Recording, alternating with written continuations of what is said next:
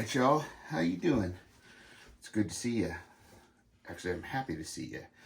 I was just on Prepping Outside the Box live stream. It was a long one, but you know what? That thing was cram-packed with great questions, great chat, and great information by Josh. Josh is the man. Go see him if you haven't. You really should. His link will be in my description as always. You really won't regret it. That guy is a tactical man. You will learn a lot. Not only tactical, but practical.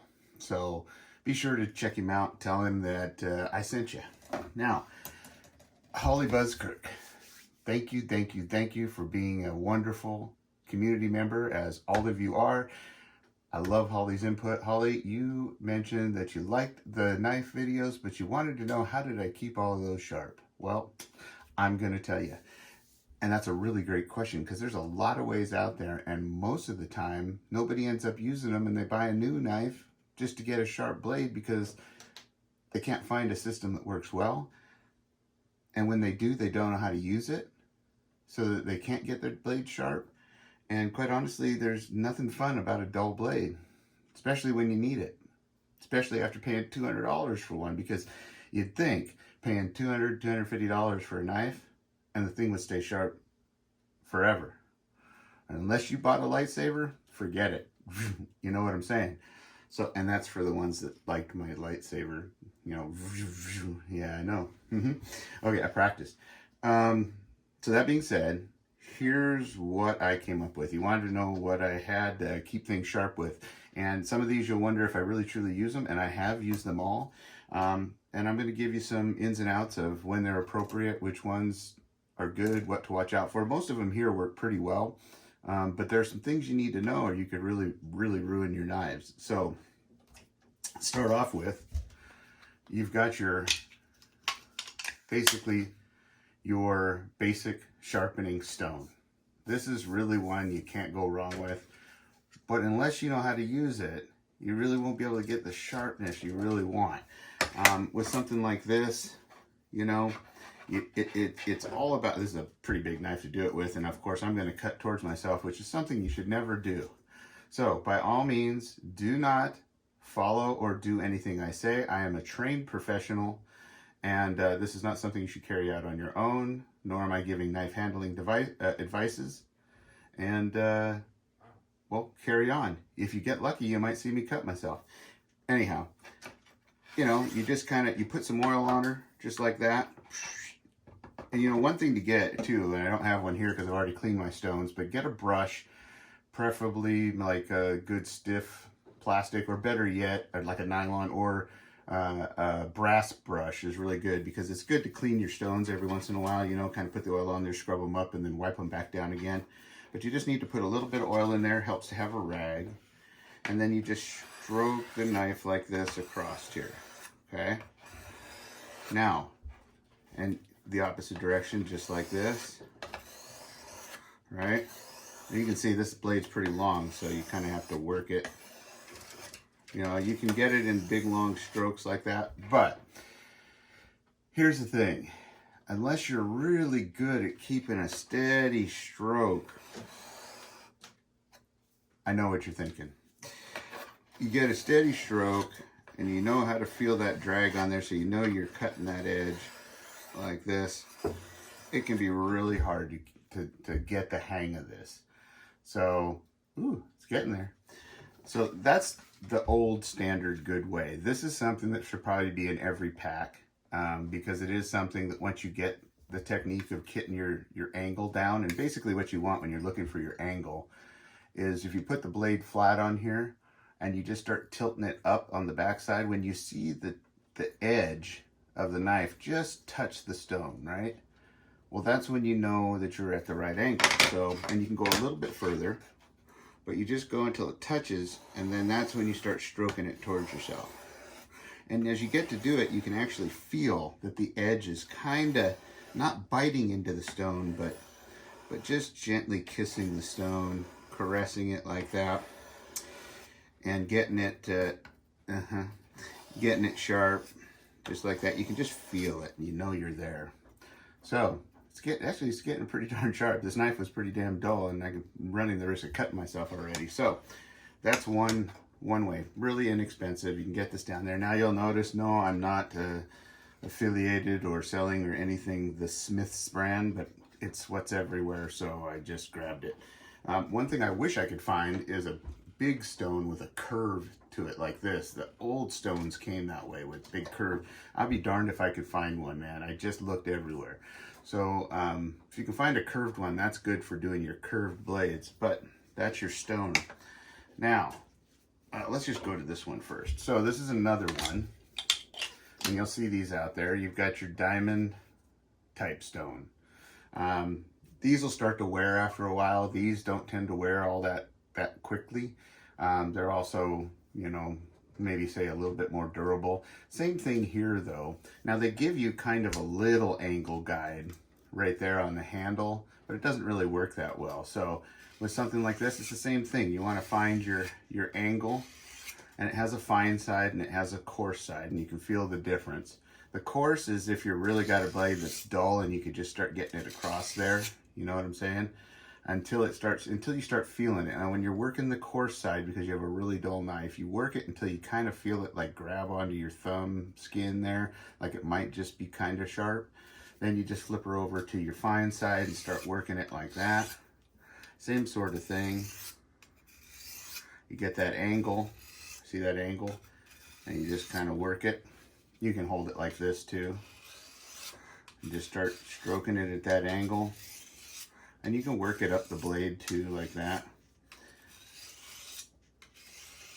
And a nice thing about this is it's got a little bit of a guard there, so if you slip, you don't have to put a lot of pressure. See, that's how people end up cutting themselves too. Trust me, I know. Is putting a lot of pressure on it, and then you slip or something like that. You don't have to. You just got to stroke it lightly. In fact, this is something you know, sit down, watch Angry Prepper, Josh, Prepping Outside the Box, you know, Prepper Now, New Short Preparedness. But I could go on. There's lots of people you could watch. You could watch that new show, Black Summer. That's a good one. Just started that thanks to Angry Prepper. But you just kind of, you don't have to put much pressure. You just keep stroking it nice and light, like that. Same sort of thing as a regular stone that you'd use oil with. And here we are, back to sharp again. So, another thing. Now, these are the ones you really have to be careful of. I carry one of these in my pack because it's a fast way to get a kind of sharp, a fairly sharp blade, but it's a fast way to do it. Like if you were skinning out an animal, or you just in a survival situation had to get that sharpness back to your knife again so you could carry on with what you're doing, making your shelter and whatnot. It's a carbide cutter. They're very quick. People usually over muscle these and take too much away, because you got to remember, with these, you're actually shaving with a carbide cutter that's basically harder than your knife blade. You're shaving metal off down to just an edge. Okay, now it leaves kind of a crude edge because they're kind of skippy, you know, especially if you put too much pressure. But all you got to do, you don't even need much pressure again. You just put it on there lightly and you just stroke it across it like this, right? Just like that, just nice and light. See, I'm holding it up like this so you can see I don't have to put much pressure to it. And you can just come across that blade just like that. Okay. Now what that does is it just shaves away blade. Now, you can really wipe out a knife really quick if you use that kind all the time. And another thing, it doesn't get you a super sharp blade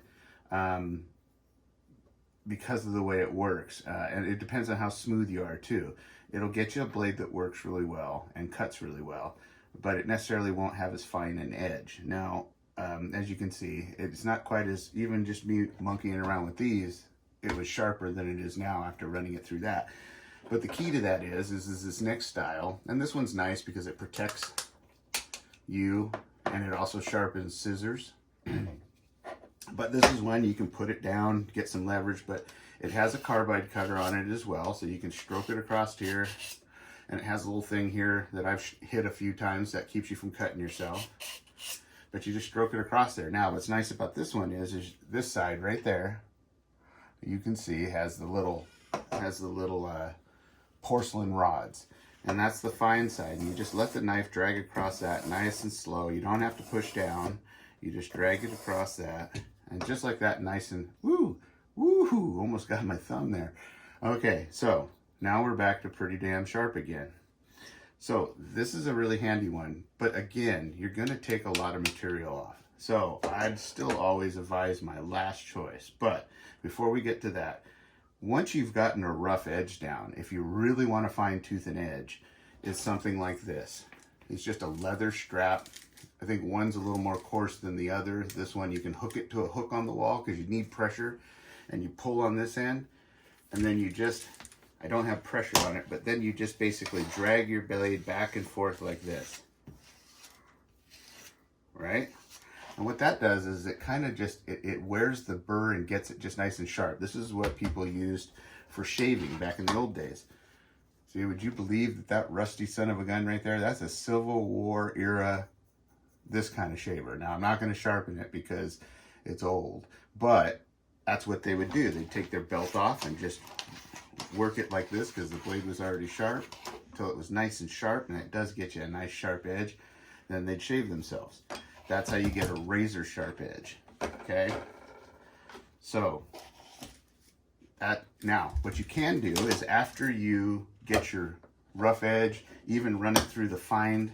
Now, you're probably good enough if you run it through this one on the fine porcelain rods, but you can always just take your belt off, stand on one end of it on the buckle end, grab the other end, and just stroke it back and forth like that.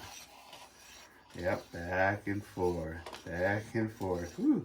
Okay, so now you've got a sharp edge. That's using a belt. You can also keep an edge sharp in the kitchen. If you just need a quick edge, the knife's sort of sharp, but not really, and you just want to put a quick cut onto it, you can use one of these. Everybody's got them. It's a sharpening steel. Same thing though, you got to get that angle just right. You don't have it like this, you just get your angle, and you just back and forth like that. And what that does is it just sets a nice fine edge on there again. And yeah, I don't really care for those much, but they do work in the kitchen. Oh, there we go. I didn't have my angle right. Okay. Ah, yeah, that's much better. But again, these are all the different types. So you can run it across that. Now, just to go through them again real quick, this is your stone, which is your old sharpening stone style. You have your carbide cutters like this little guy. They got little keychain ones you can put on your keychain for everyday carry. You've got your diamond stones like this that don't require any kind of, you know, anything, oil or anything. And you'll see this groove going right through here. That's for doing fishing hooks. So if you want to sharpen your fishing hook. And then you have, of course, your carbide cutter with a porcelain rods. And as you can see, we probably got a pretty good edge on that. Just like that. It's a letter from the IRS. It's not important. So this knife was bone dead dull when I got it, and even though it's not a perfect edge on here right now, it's a pretty sharp one. Now this last one I'm going to show you is the one that I use on pretty much all my knives. It's called a Lansky. This is a Lansky right here. It has three different, it has a coarse, a medium, and a fine stone. They're stones. You'll see there's stones on a handle, and then there's these rods. And what you do is it'll come in a nice kit like this, comes with oil, comes with this holder, and this is what makes this one foolproof. So you just take your little rod here like this, and you put it inside here like that, and you tighten her down.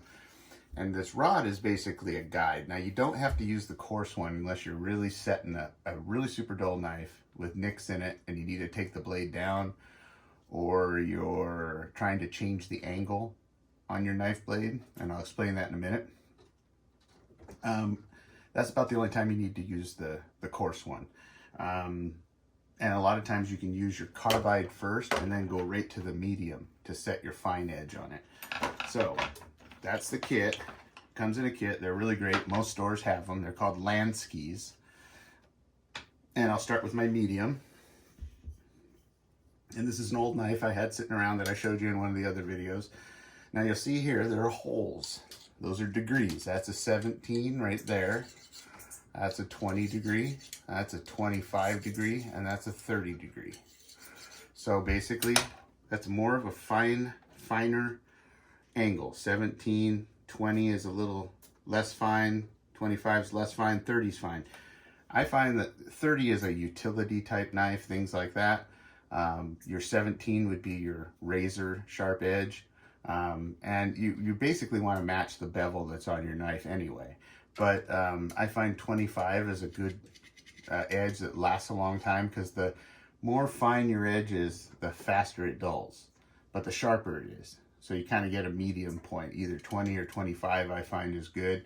This one I had set at 25 because, again, what I do is I set my thing in the 25 hole and I put the knife blade on it, and if it's touching the tip just barely, like if I go to the next one, I can see a black line right at the edge.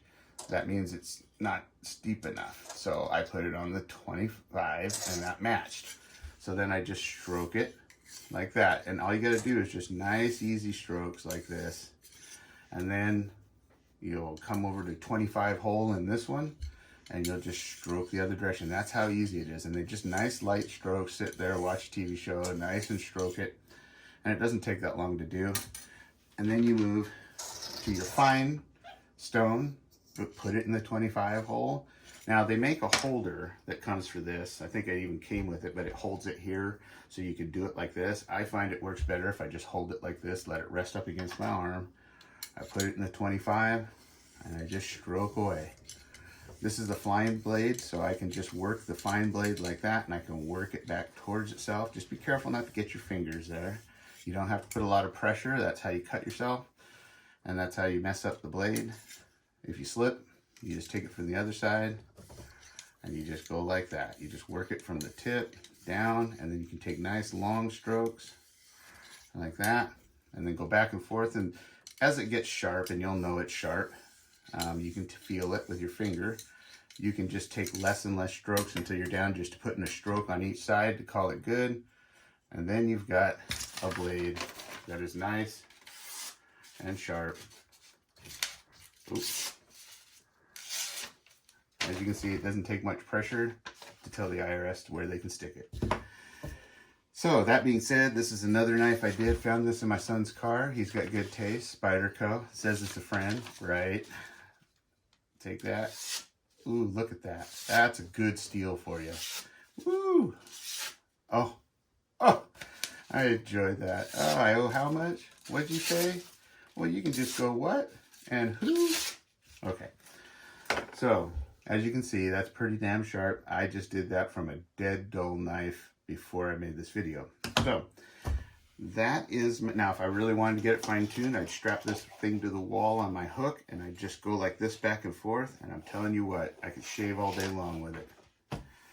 So that being said, I hope that explained it for you. If I was going to recommend a knife sharpening system for a beginner to an expert, get the Lansky. It is as easy as it gets. You don't have to keep an angle. It keeps it for you.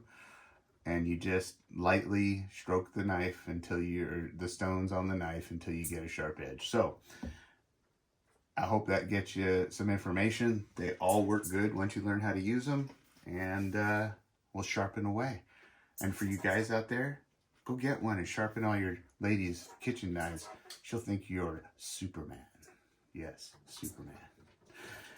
I hope you guys enjoyed this video. Be sure to leave your comments down in the comment section. Make sure to like, share, and subscribe. Hit the bell if you don't mind. And if you didn't like the video, I'm not going to be mad at you. Put a thumbs down and let me know how I could have done better. Until next time, be sure to support everybody out there in the community. Be sure to be safe, secure, aware of your surroundings, and always be prepared for anything that may come your way. Till next time.